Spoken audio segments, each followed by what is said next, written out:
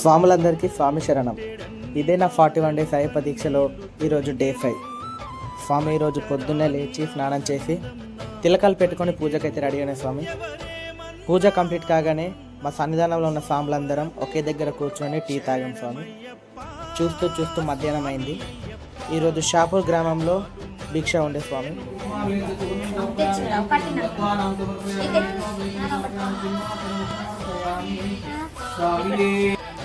పూజ complete కాగానే స్వాములందరం కలిసి దీక్షకైతే కూర్చున్నాం స్వామి.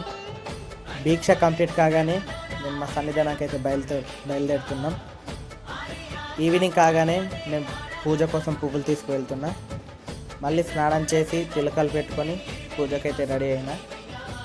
పూజ కంప్లీట్ కాగానే అందరం స్వాములం ఒకే దగ్గర కూర్చొని అల్పారం చేస్తాం. అల్పారం చేసిన వెంటనే పడుకున్నాం స్వామి.